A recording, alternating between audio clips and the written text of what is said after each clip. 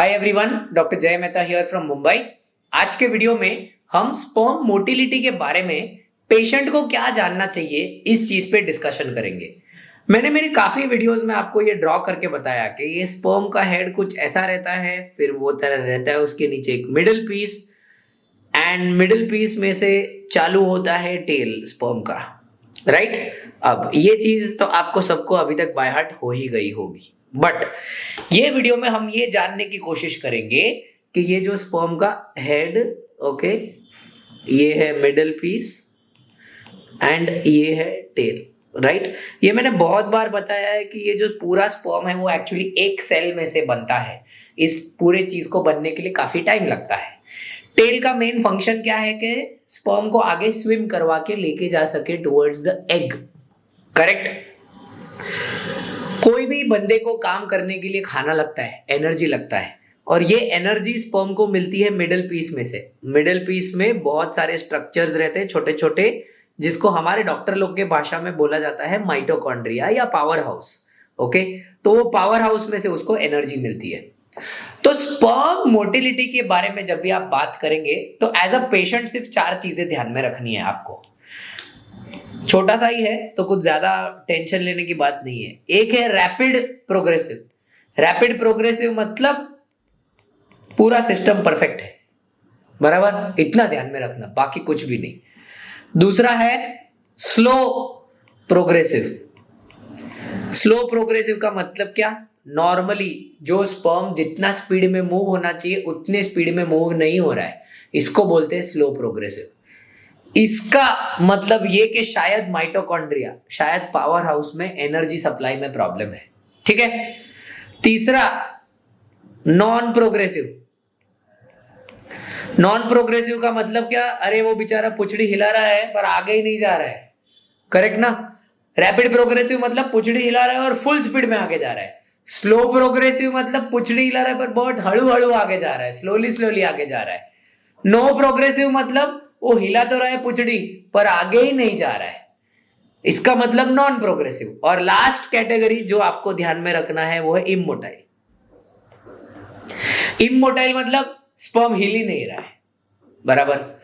Immotile में 2 चीजें रहती है। अरे भाई हिल नहीं रहा है तो क्या मर गया? क्या मतलब, क्या डेड स्पर्म है या जिंदा है पर हिल नहीं रहा है, या अलाइव स्पर्म है, राइट। एज अ पेशेंट ये जो ब्लू में मैंने लिखा है ये याद रखो। नंबर 1, नंबर 2, नंबर 3 और नंबर 4, ओके।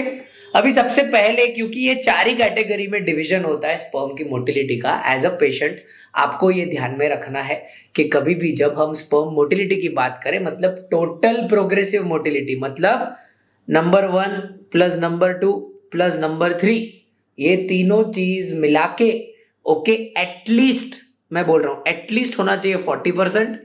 और अगर आप देखेंगे रैपिड प्रोग्रेसिव मोटिलिटी, तो रैपिड प्रोग्रेसिव मोटिलिटी एटलीस्ट होना चाहिए 32%। ये एक नॉर्मल रिपोर्ट की खासियत है, ठीक है। अब अगर मान के चलो रैपिड प्रोग्रेसिव है तो इसका मतलब क्या हो गया? मैंने बोला है कि भाई सब कुछ नॉर्मल है तो कोई टेंशन लेने की बात नहीं है। जब कभी भी रिपोर्ट आता है स्लो प्रोग्रेसिव, मतलब भाई जितने स्पीड में चल रहा है उतने नहीं चल सकता, तो इस चीज का इलाज बड़े आराम से होता है दवाई से, मेडिकेशंस एंड लाइफस्टाइल। लाइफस्टाइल मतलब आप दारू बीड़ी सिगरेट तंबाकू ये सब खाना पीने का बंद कर दिया तो स्लो प्रोग्रेसिव मोटिलिटी इंप्रूव हो सकती है। अब आता है मेन क्वेश्चन, नॉन प्रोग्रेसिव और इमोटाइल, इसका इलाज क्या है? तो प्लीज ये ध्यान में रखिए, जब भी हम नॉन प्रोग्रेसिव और इमोटाइल की बात करते हैं, इसका मतलब इन दोनों का पूरे स्पर्म के स्ट्रक्चर के साथ में प्रॉब्लम है, ओके। इसका मतलब ये कि शायद ये भी डिफेक्टिव है, शायद टेल भी डिफेक्टिव है, शायद हेड भी डिफेक्टिव है, कुछ ना कुछ तो ऐसा प्रॉब्लम है जिसके वजह से ये स्पर्म आगे नहीं बढ़ सकता। और जब कभी भी आपके रिपोर्ट में ऐसा आया कि भाई सारे स्पर्म इमोटाइल है, कंप्लीट एस्थिनोजोस्पर्मिया, बाय द वे जब स्पर्म मोटिलिटी कम होती है ना, when it is reduce sperm motility, medical भाषा है एस्थिनोजोस्पर्मिया, ये ध्यान रखना, सिर्फ ये मेडिकल टर्मिनोलॉजी है इस चीज का। तो अगर कंप्लीटली स्पर्म इमोटाइल है तो आपके पास में ऑप्शन सिर्फ और सिर्फ इक्सी करना है, आईवीएफ भी ऑप्शन नहीं है, क्योंकि आईवीएफ स्पर्म की मोटिलिटी पे डिपेंडेंट है, प्लीज ध्यान रखिए।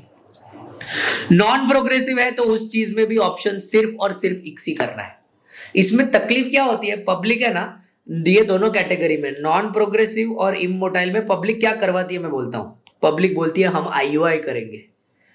आईयूआई का मतलब क्या, स्पर्म सैंपल लिया, स्पर्म को वॉश किया और यूट्रस के अंदर डाल दिया। अरे यूट्रस के अंदर डालने के बाद में स्पर्म तो आगे जाना चाहिए कि नहीं। आईयूआई तभी सक्सेस हो सकता है अगर आपका स्पर्म रैपिडली प्रोग्रेसिव है तो। प्लीज ये चीज ध्यान में रखिए, बहुत पेशेंट्स ये मिस्टेक करवाते हैं। क्यों? क्योंकि उनको इक्सी नहीं करवाना। अरे नहीं, हम इक्सी नहीं करवाते, मम्मी ने ना बोला है। मम्मी ने इसके लिए ना बोला है क्योंकि मम्मी को ये वीडियो दिखाई है, मम्मी को मालूम नहीं है। पर एज अ पेशेंट आपको ये ध्यान में रखना है, ऐसा मिस्टेक आपका पैसा वेस्ट कर सकता है, ऐसा मिस्टेक आपको इमोशनली अपसेट कर सकता है, और डेफिनेटली ऐसी मिस्टेक करने से आप प्रेग्नेंट नहीं हो सकते। तो एज अ पेशेंट प्लीज ये ध्यान में रखिए, अगर नॉन प्रोग्रेसिव और इमोटाइल स्पर्म की मात्रा ज्यादा है आपके रिपोर्ट में, मतलब अगर रिपोर्ट किया गया है कि देयर इज सीवियर एस्टिनोजोस्पर्मिया, तो उस सिचुएशन में आपका ट्रीटमेंट ऑप्शन सिर्फ और सिर्फ इक्सी है। अगर रैपिड प्रोग्रेसिव की मात्रा ज्यादा है तो आपको कोई ट्रीटमेंट की जरूरत नहीं, क्योंकि भाई आप नॉर्मल हो। और अगर स्लो प्रोग्रेसिव की मात्रा ज्यादा है तो इसमें दवाई, लाइफस्टाइल चेंजेस, मोटापा कम करना, ये सब चीज से आपका इलाज हो सकता है, और फिर आपको ना आईयूआई की जरूरत पड़ेगी ना आईवीएफ की जरूरत पड़ेगी। ओके, ऑब्वियसली ये आइसोलेटेड पैरामीटर नहीं है ना। स्पर्म मोटिलिटी को लेके बहुत सारे एडिशनल पैरामीटर्स भी है, जैसे कि काउंट कितना है, स्पर्म दिखता कैसा है, तो पूरे रिपोर्ट का एनालिसिस किया जाता है, सिर्फ स्पर्म मोटिलिटी के बेसिस पे नहीं। और हमने उस चीज पे भी बहुत वीडियोस बनाए, तो आप हमारे वो भी वीडियोस देख सकते हैं। ओके, इस चीज को लेके एनी फर्दर क्वेश्चंस आप हमारे कमेंट्स में डाल सकते हैं, मैं या मेरे कोई भी टीम मेंबर्स आपको इस चीज का जरूर आंसर देंगे। Okay, thank you so much.